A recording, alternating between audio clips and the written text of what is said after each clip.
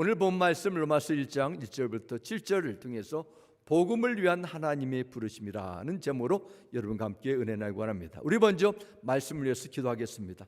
살아계신 여호와 아버지 하나님, 어둠 속에 살고 있는 영적인 무질 속에서 살고 있는 인생 속에서 진리의 빛으로 우리에게 찾아오시고, 인생이 나의 위에 욕심과 세상의 것에 묶여 끌려다는 그런 인생이 아니라 영원한 것에 가치를 두고 살아가도록 진리의 말씀으로 비춰준 것 감사드립니다.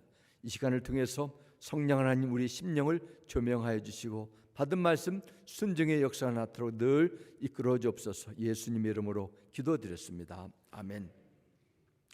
네, 오늘부터 3월 첫 주일부터 로마서를 통해 여러분과 함께 은혜를 나누기 원합니다. 로마서는 약 2000년 전 바울이라는 한 유대인 복음 전도자가 로마로 들어가기 전에 그곳에서 미리 신앙을 생활하고 있는 성도들에게 보낸 편지 형식의 설교문이라 이렇게 볼 수 있습니다. 로마서는 여러분도 아시는 것처럼 16장으로 구성되었고 30분 정도는 되면은 충분히 다 읽을 수 있는 짧은 책입니다. 그런데 이 짧은 책으로 보이지만 교회 역사를 통해서 로마서는 엄청난 영향을 주었다는 사실입니다. 영적인 어둠 속에 빠진 중세 교회가 그 1000년 동안의 영적 암흑기 속에 있었지만은 빛으로 찾아오셔서 변한 것도 로마서 때문입니다. 종교 개혁가인 마틴 루터가 1515년에 로마 캐톨릭의 수도사요 신약 교수로 로마서를 강의하다가 1장에 나오는 죄인된 인간이 하나님 앞에 의롭다함을 받는 길은 오직 믿음을 통해서 가능하다는 이 말씀을 읽고 묵상하는 가운데 자신이 변하게 됐습니다. 그리고 지난날 종교적인 선행이나 고행 같은 자신의 노력이 아니라 오직 하나님의 전적인 은혜의 선물임을 깊이 깨닫고 구원의 확신과 참된 평강과 기쁨과 자유함을 발견하게 됩니다. 세계 교회가 성경의 권위를 무시하는 자유주의 신학과 인본주의적인 신앙의 위험에 빠질 때도 로마서를 통해서 그 무지의 위기에 수렁에서 건짐을 받았습니다. 로마서라는 한 작은 책을 통해서 종교 개혁에 불을 지피게 되었고 오늘날까지 셀 수 없는 수많은 사람들이 구원의 은혜를 체험하고 예수를 믿게 되었다는 것입니다. 이것은 바울이라는 한 인물의 개인적인 신앙의 고백을 분명하게 기록했기 때문이 아니라 성령께서 그에게 감동과 계시를 주셔서 하나님의 말씀의 능력이 이 안에 담겨있기 때문에 믿습니다. 로마서 설교를 하면 떠오른 인물은 20세기의 최고의 성경 강해 설교가로 중에 한 사람 뽑히는 마틴 로이 존스라는 목사님이십니다. 이분이 런던 웨스트민스터 채플에서 로마서를 매 주일마다 설교한 기간이 10년 이상이 된답니다. 그러니까 2023년 시작했으면 2033년 이상 그렇게 이 한 책을 가지고 16장을 가지고 설교를 했습니다.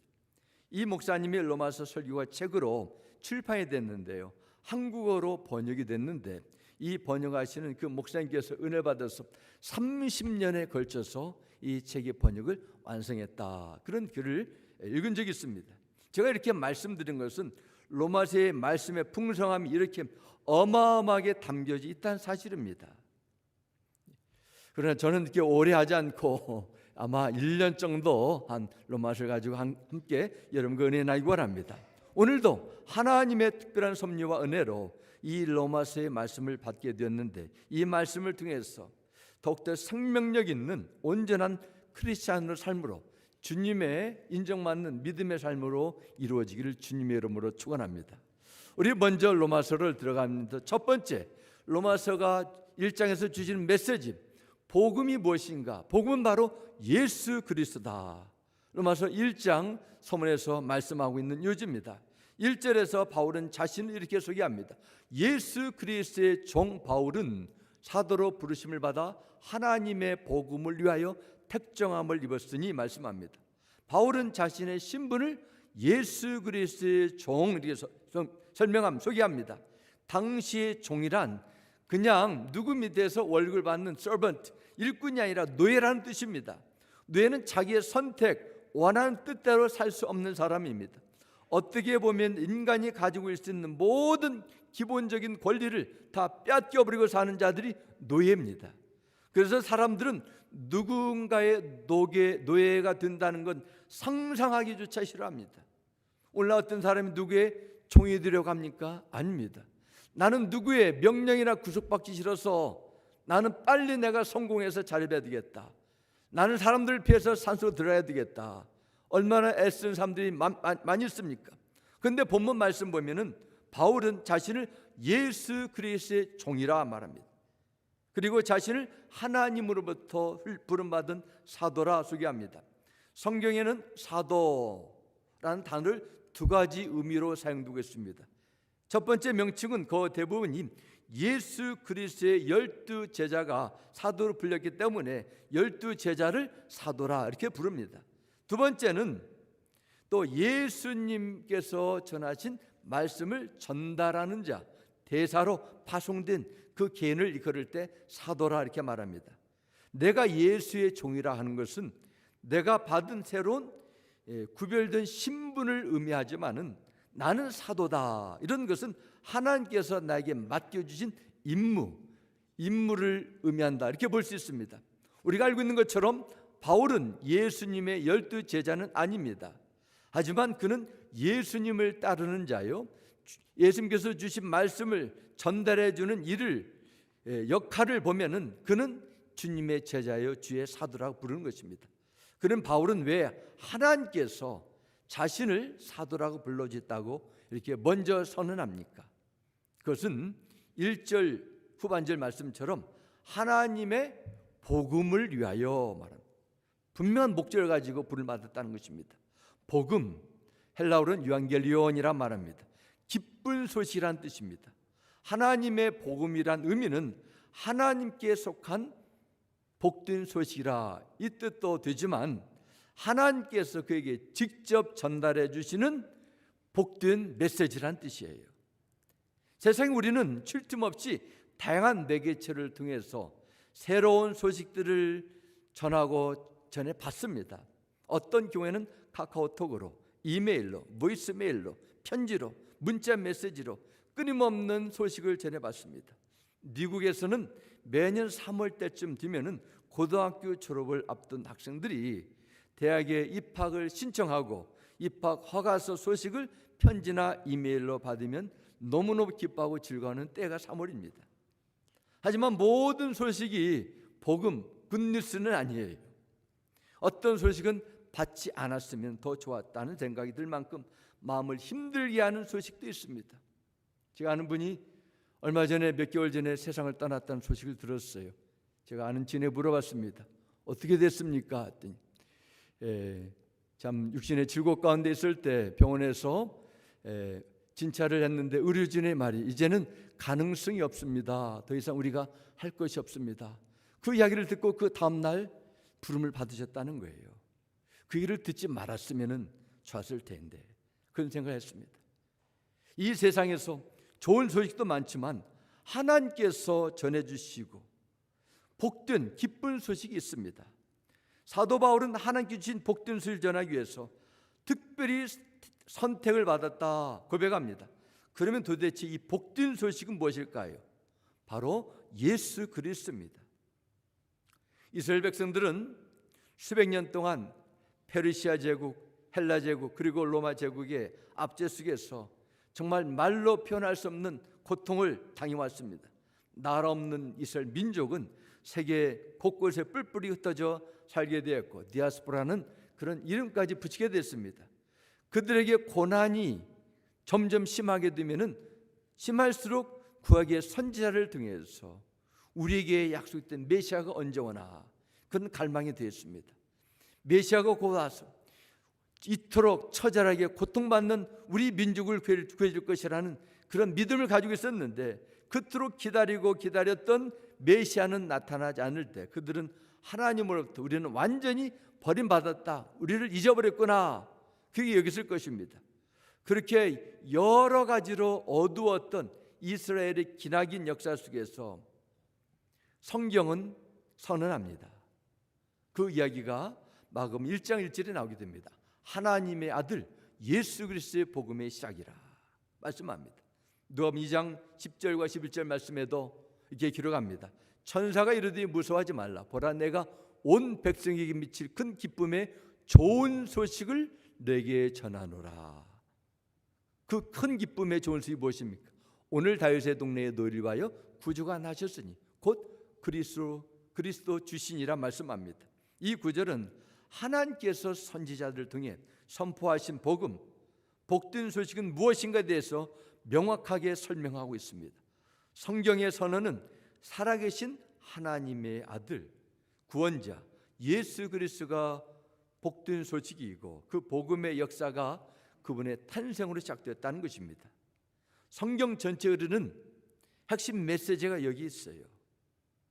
바로 최고의 복된 소식, 오직 하늘에서 내려오는 그 참된 소식, 바로 예수 그리스도의 오심입니다. 로마서 1장 2절에도 기록합니다. 이 복음은 하나님이 선지자를 통하여 그의 아들에 관하여 성경에 미리 약속하신 것이라. 본문 1절에 말씀합니다. 하나님께서 그의 아들에 관한 내용을 말씀하는데 이것은 미리 여러 선지자를 통해서 성경에 미리 약속하여 두었다, 이렇게 부언하고 있습니다. 예수님의 탄생 이전에 관련된 성경 미리 약속해 주셨다 해서 구약이랍니다. 올 테스먼트, 구약 성경을 부른 것이죠. 플로이드 해밀턴이라는 학자는 기독교 신앙의 기초라는 책을 통하여 구약 성경 안에는 예수 그리스도의 오심의 언약의 성취에 대한 예언이 332개가 있다, 이렇게 기록했습니다. 또한 페인이라는 성경학자는 성경 예언의 백과사전을 통해서 예수님에 대해서 구약에 예언된 예언의 성취가 191가 됐다, 이렇게 기록합니다. 놀라운 것은 모든 예언이 하나도 빠짐없이 다 그대로 이루어졌다는 것입니다. 그러면 구약 성경을 통해서 나타난 예수 그리스도의 오심에 대해서 몇 가지 예언의 말씀을 함께 살펴보겠습니다. 먼저 첫 번째 책인 창세기 3장 14절 15절 말씀 보겠습니다. 주 하나님이 뱀에게 말씀하셨다. 내가 너를 여자와 원수가 되게 하고 네 자손을 여자의 자손과 원수가 되게 하겠다. 여자의 자손은 너의 머리를 상하게 하고 너는 여자의 자손의 발꿈치를 상하게 할 것이다, 이 말씀 주셨습니다. 여기 나온 놀라운 사실을 하나님 말씀하십니다. 앞으로 여자에게서 나올 모든 후손은 뱀이나 그 후손과 영원히 원수 관계가 된다는 것이에요. 구약 성경에 인간은 두 부류로 나오게 됩니다. 하나는 뱀의 후손이고 다른 하나는 여인의 후손이에요. 뱀의 후손과 여인의 후손은 같아질 수가 없습니다. 여자의 자손이 뱀의 후손의 머리를 상하게 하리라, 이 말씀하고 있습니다. 그래서 뱀은 사탄 마귀를 상징합니다. 이 여자의 후손이 누구인지 창세기는 구체적으로 드러나지 않지만은 분명히 하나님께서 보내실 후손이 이 세상에 한 여자의 아들로 태어나 사탄의 독소를 맞아 죽을 것이라는 예언이 있습니다. 그러나 그는 이 죽음의 자리에서 다시 일어나 사탄의 머리를 상하게 한다는 것입니다. 머리를 깨트림으로 죄와 모든 결과를 완전히 청산하고 새로운 인류의 역사를 이루게 될 것이라는 예언입니다. 우리는 이 예언의 후손이 바로 예수 그리스도가 되시고 그가 어떻게 발꿈치를 독사에게 물려 십자가에 돌아가셨고 어떻게 다시 살아나셨는지를 신약 성경을 통해서 알고 있습니다. 그래서 창세기에도 예수 그리스도의 복음이 들어 있습니다. 시편 2편 2절에도 세상의 고난들이 나서며 관원들이 서로 꾀하여 여호와 그의 기름 부음 받은 자를 대적하며 말씀합니다. 예수님의 고난에 대한 성경의 예언입니다. 이사야 9장 6절은 예수님의 탄생에 대한 예언의 말씀이 있습니다. 이는 한 아이가 우리에게 낳고 한 아들을 우리에게 주신 바 되었는데 그의 어깨에는 정사를 메었고 그 이름은 기묘자라 못살아 전능하신 하나님이라 영존하시는 아버지라 평강의 왕이라 할 것임이라 말씀합니다. 한 나이가 있는데 전능하신 하나님이 되세요. 평강하십니다. 근데 우리가 이해하기 힘든 부분이 바로 영존하시는 아버지라 말. 한 아이로 태어나실 분이 전능하신 하나님, 평강의 왕이 되신 아버님 믿을 수 있습니다. 왕임됨을 우리는 예언의 말씀을 통해서 알게 됩니다. 예수님이 어떻게 영존하시는 아버지가 되는가 함께 살펴보겠습니다. 삼위일체 하나님을 부정하는 사람들은 이 구절을 마치 똑같은 물이지만은 온도에 따라서 얼음이 되고 수증기가 되는 것처럼 한 하나님이지 어떻게 삼위일체에 세 다른 인격을 가진 하나님이냐 하면서 하나님 아버지가 이 세상에서 예수님으로 돌변했다, 그렇게 잘못 주장하고 있습니다. 생존하시는 아버지는 히브리어로 아비아드입니다. 아비아드는 아버지라는 뜻의 아부와 영원이라는 아드라는 두 명사가 합해서 된 합성 단어입니다. 그러므로 여기에 나오는 영원의 아버지는 하늘에 계신 여호와 하나님이 예수님으로 이 세상에서 변한 것이 아니라 영혼을 창조하시는 분이라는 것입니다. 영혼을 낳으시는 분, 영혼의 기원자라, 이런 의미를 가지고 있습니다. 좀 더 넓게 해석하면은 때가 되면 다 죽어 멸망할 수밖에 없는 인생들에게 예수님께서, 전능하신 하나님께서 이 세상에 오셔서 영원한 생명을 주실 수 있는 분으로 오셨다, 이 의미입니다. 하나님께서 선지자로 하여금 기록된 모든 약속들은 결국 하나님의 아들에 관한 부분입니다. 그러면 하나님의 아들 예수 그리스도는 어떻게 이 세상에 오셨습니까? 3절 말씀 보겠습니다. 그의 아들에 관하여 말하면 육신으로는 다윗의 혈통에서 나셨고 말씀합니다. 여기서 육신으로는 다윗의 혈통에서 났다, 이 말은 예수님께서는 인간적인 기원으로는 그런 분명히 우리와 같은 사람이라는 것입니다. 예수님은 2000년 전에 팔레스타인의 한 마을에서 요셉과 마리아라는 부모 밑에서 태어난 역사적인 인물입니다. 신약성경 첫 장인 마태복음 1장 1절에도 예수님께서 가장 먼저 혈통에 대해서 이렇게 설명합니다. 아브라함의 자손이며 다윗의 자손인 예수 그리스도의 족보입니다, 말씀합니다. 그러면 왜 예수님의 족보가 다윗의 혈통 안에 들어가야 된다? 이렇게 보겠습니다. 그것은 바로 하나님께서 먼저 선지자를 통해서 이미 다윗의 혈통을 통해서 구원자가 오실 것이란 그 약속을 주셨기 때문입니다. 예레미야 3장 5절 말씀에도 여호와의 말씀이니라 하나님께서 예언하십니다. 보라, 때가 이르리니 내가 다윗에게 한 의로운 가지를 일으킬 것이라. 그가 왕이 되어 지혜를 그에 다스리며 세상에서 정의를 공의를 행할 것이며 말씀했습니다. 아브라함의 다윗의 가문에서 바로 하나님께서 보내실 구원자, 인류의 구원자가 오신다는 예언의 말씀입니다. 이 약속을 믿고 사는 자가 지금 이스라엘 나라예요. 사람들입니다. 그럼 질문이 있어요. 어떻게 유대인으로 태어난 예수님이 하나님의 아들 될 수 있냐는 거예요. 인간이면 인간이지 어떻게 인간이 하나님이 되고 그 하나님을 믿으라는 것이 어떻게 말이 될 수 있어요? 그러나 이 아들을 믿지 못하는 것은 이사야서 53장에 예언한 것처럼 너무도 그 예수님의 모습이 볼품이 없었기 때문입니다. 우리가 소원하고 꿈꾸었던 그런 기준이 아니었기 때문이었습니다. 그래서 예수님이 세상에 오셨지만 평화의 왕으로 오셨지만은 멸시와 천대를 다 받고 모든 사람의 대배척하여 될 것이라는 예언도 주셨어요. 감히 인간이 하나님의 아들이라.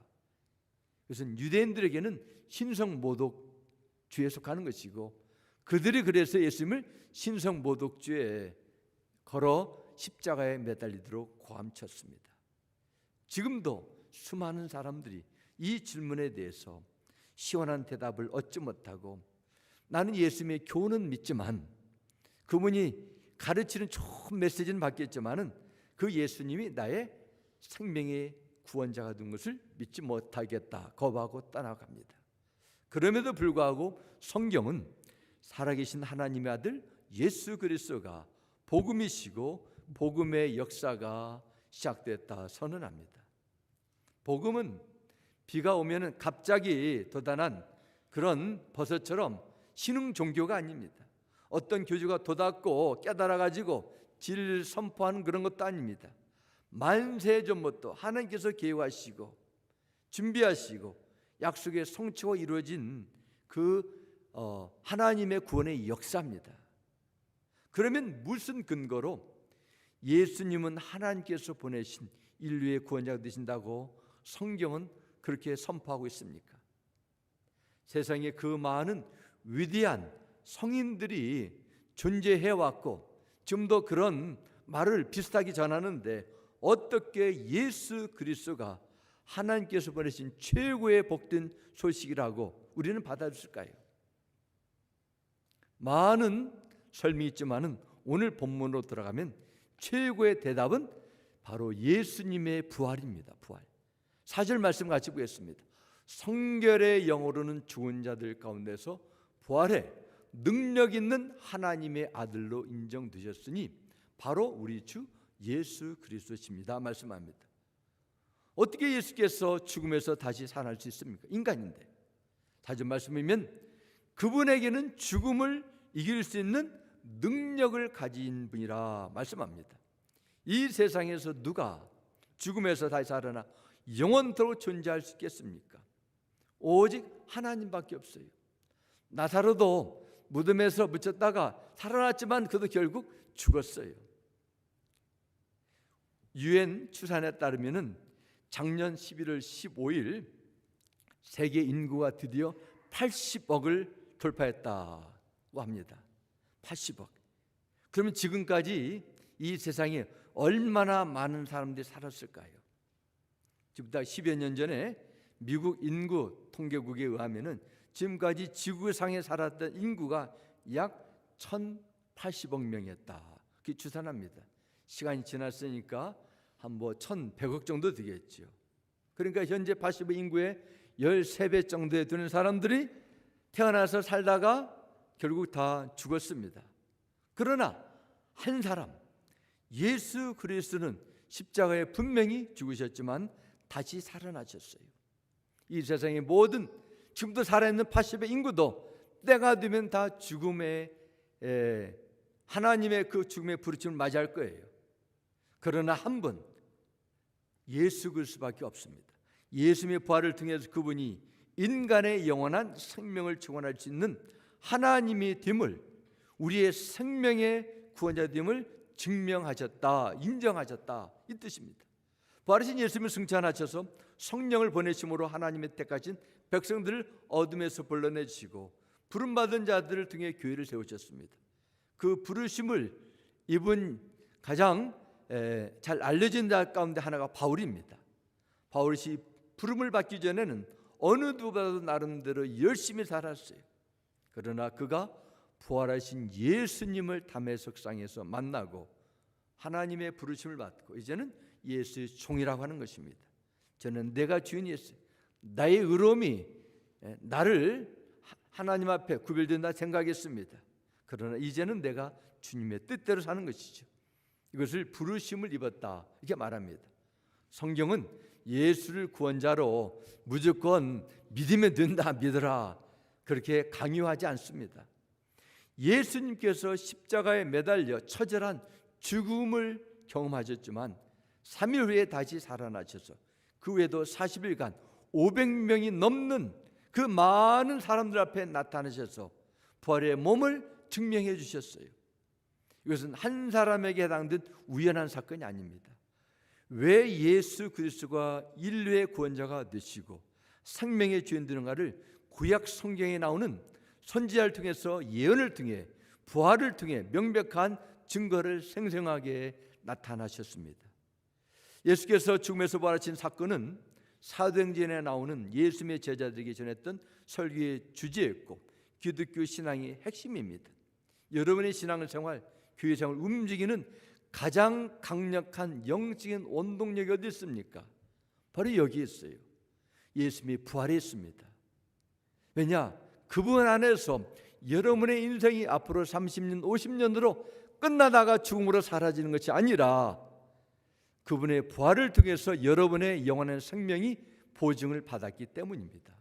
이 놀라운 구원의 은혜를 받은 우리 주의 백성들은 그러면 그 이후로 어떻게 살아야 되는가? 성경은 복음의 은혜를 나누라 말씀합니다. 축복을 전하라는 거예요. 어떤 자들이 전해야 됩니까? 모든 사람들에게 전하라는 말씀입니다. 5절 말씀 보겠습니다. 그로 말미암아 우리가 은혜와 사도의 직분을 받아 그의 이름을 위하여 모든 이방인 중에서 믿어 순종하게 하나니 말씀합니다. 여기서 보면 한국어로는 모든 이방이라 말씀하는데 영어 보면 among all the nations 말합니다. 바울이 예수님의 불을 맞기 전에는 교를 핍박하고 믿는 성을 잡아 죽이라는 일에 앞장섰습니다. 그는 오직 유대인만이 하나님께서 부름받은 선민이라는 그런 민족적 우월감에 빠져 있었습니다. 그가 주 예수의 부활하신 예수님을 만나고 주 용서의 은혜를 받고 사도의 직분을 받게 됐습니다.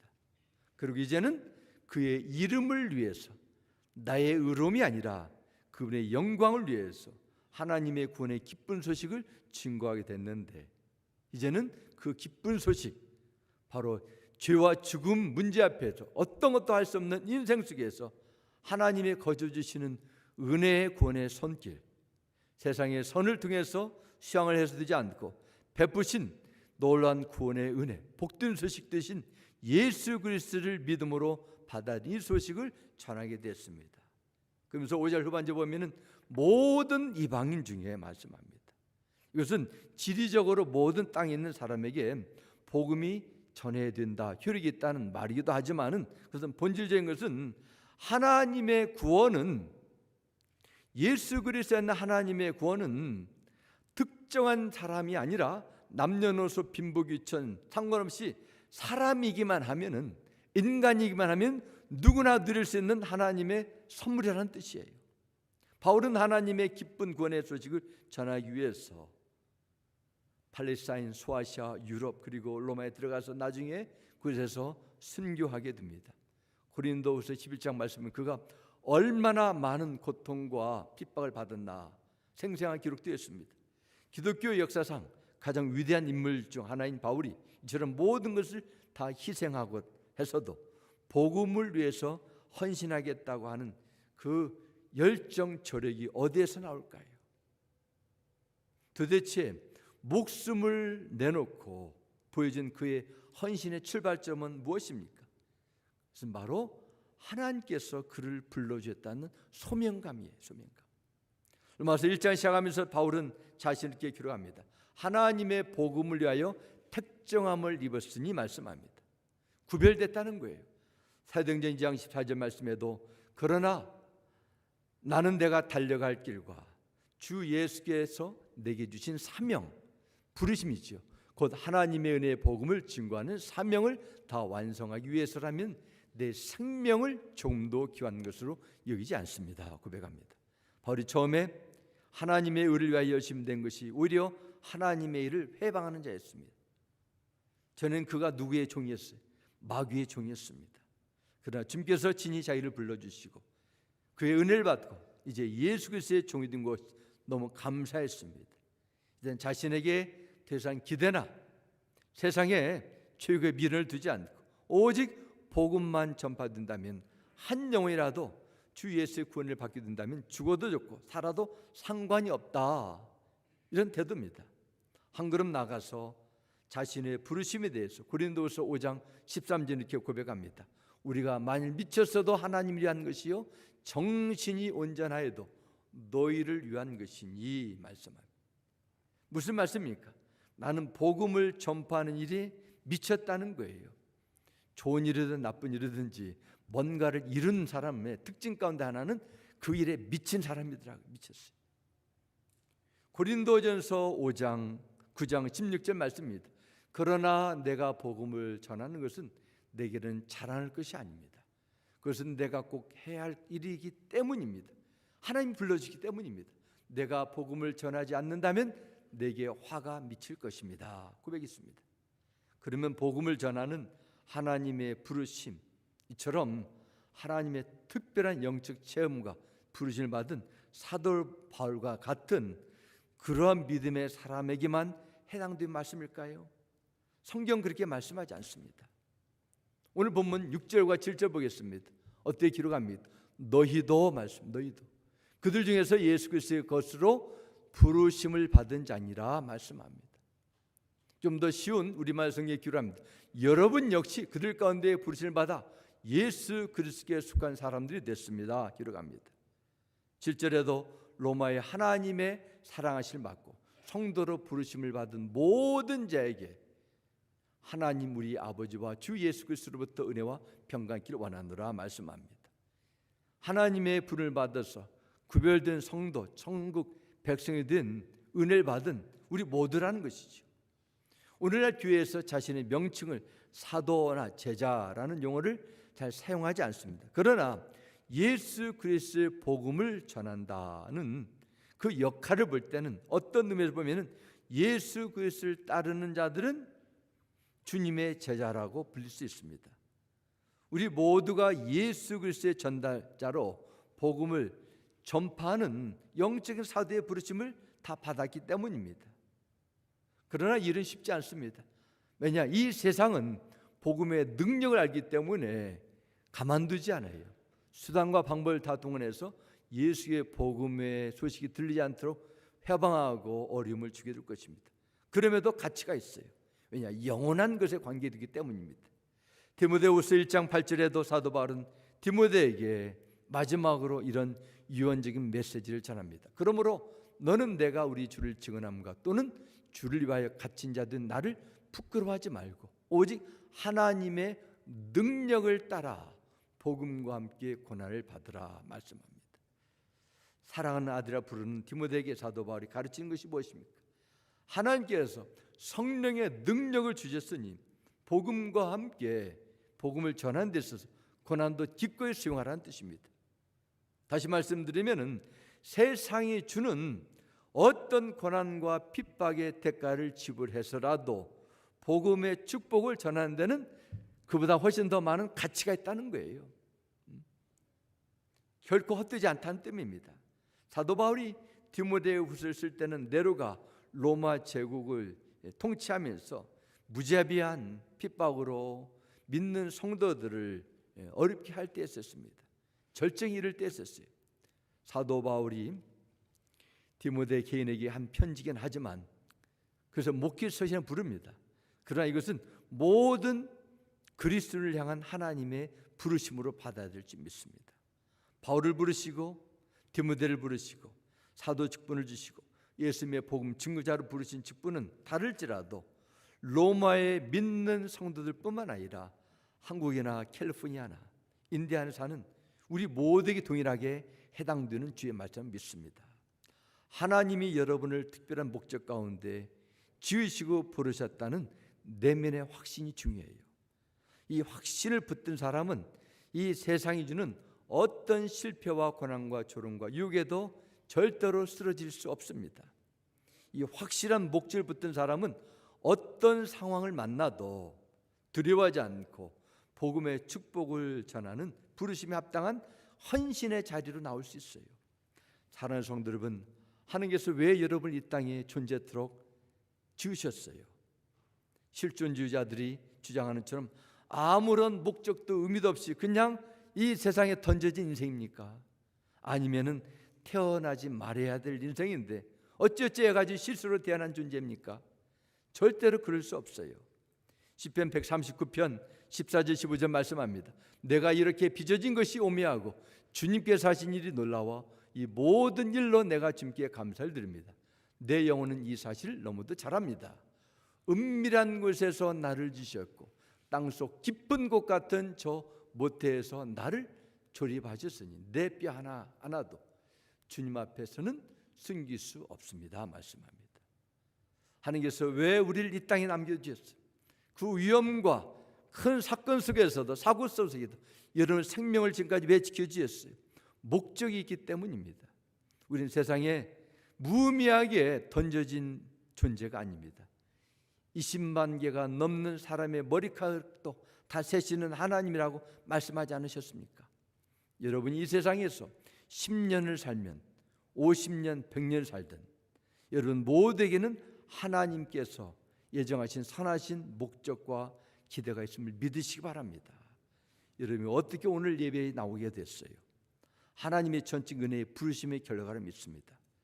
하나님께서 여러분의 구원을 예정하시고 복음이 들리도록 누군가를 여러분 곁에 붙여주셨습니다. 그들이 하나님의 부르심을 받고 성령의 감동을 통해서 순종하는 믿음으로 나갔어요. 그 사람이 여러분이 부모가 될 수가 있고 친구나 형제 또는 이웃이 될 수 있지만 분명한 사실은 그들을 통해서 그들의 하나님의 부르심의 순종의 결과로 우리의 믿음이 여기까지 오게 된 거예요. 그 많고 많은 사람들 가운데 왜 그렇게 엄청난 부르심의 은혜를 왜 나에게 왜 이때 주셨습니까? 하나님의 전적인 사랑이죠. 빚진 자입니다. 그래서 우리는 주 예수의 구원의 은혜 빚진 자의 심정을 가지고 하나님의 부르심에 적극적으로 순종해야 돼요. 사랑하는 성도 여러분, 하나님께서는 여러분을 택하여 주시고 복음의 은혜를 받은 합당한 믿음의 삶을 간절히 소원해 오십니다. 세상의 최고의 기쁜 소리 되시는 예수 그리스도의 복음의 능력으로 세상을 이겨내시기 바랍니다. 사랑하는 분이 먼저 떠난 슬픔 가운데 있지 않습니까? 부활과 생명 되시는 예수 그리스도 안에서 위로받기 바랍니다. 이 어둡고 혼란스러운 세상에서도 하나님께서 위에서 부르신 그 소명을 늘 기억하시며 하늘나라를 소망하시고 성령의 기름 부심에 힘입어 이 복된 구원의 소식을 어떤 어려움이 찾아와도 널리 증거하는 사명을 감당하시고 천국의 상급으로 채우시는 믿음의 삶이 이루어지기를 주님의 이름으로 축원합니다. 우리 함께 기도하겠습니다. 살아계신 아버지 하나님, 감사 찬양 올려드립니다. 정말 이 세상에 많은 소식들이 있습니다. 어떤 소식은 나를 힘들게 하고 두렵게 하고 엄청난 스트레스를 주고 내일을 절망케 하는 그런 소식이 있습니다. 그러나 영원히 피한치 않는 최고의 소식은 내가 주 예수 안에서 영원한 생명을 얻는다는 것입니다. 이 복음의 기쁜 소식이 우리 삶 가운데 체험되도록 우리의 영을 충만케 하도록 성령님 도와주시고, 아직 복음을 믿지 않는 분이 계십니까? 믿을 수 있는 믿음의 은혜를 부어주시고, 아직 우리의 주위에 우리의 가정에 복음의 소식을 듣지 못한 자들이 있습니까? 담대하게 성령의 능력에 힘입어 예수 그리스도만의 생명의 주가 되시고 하나님의 구원자라는 이 놀라운 소식을 증거하는 우리가 되도록 이끌어 주옵소서. 예수님의 이름으로 기도드렸습니다. 아멘.